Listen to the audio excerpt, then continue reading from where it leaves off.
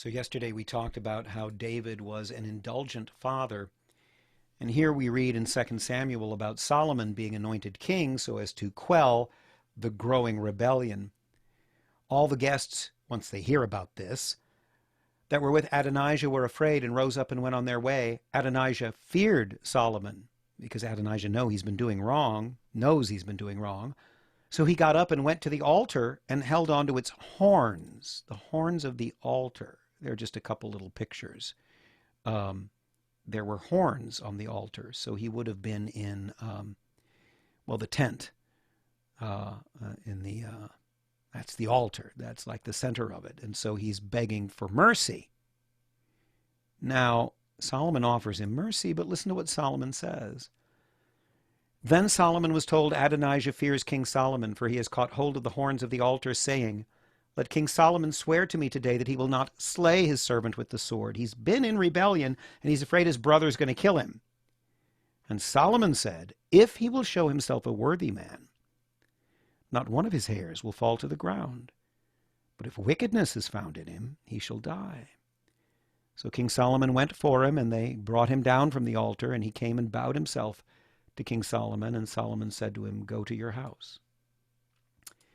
His show of obeisance to Solomon in bowing to him shows that he's good, or he wants to be good. But notice, this is our first little glimpse of Solomon, the wisdom of Solomon.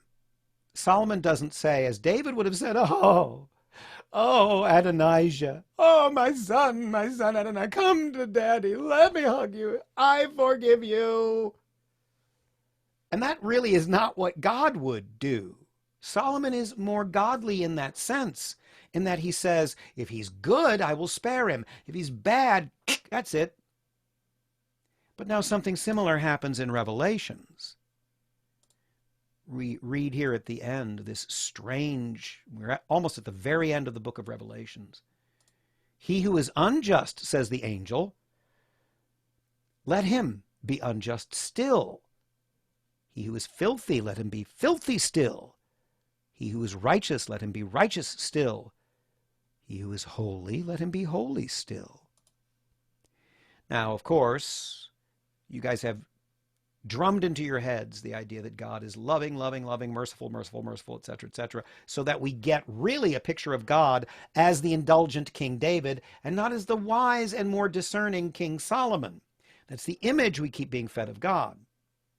Here at the end of Revelations, the angel says to St. John, let the wicked be wicked still. Let the selfish be selfish still. Let the holy be holy still. What does that mean? Is he talking about in this life?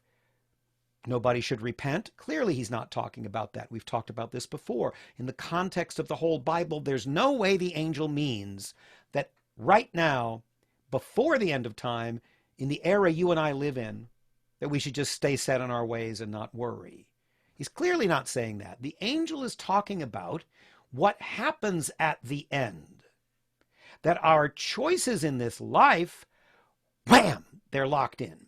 At the end of our lives, when we die, and at the end of time, when we are judged.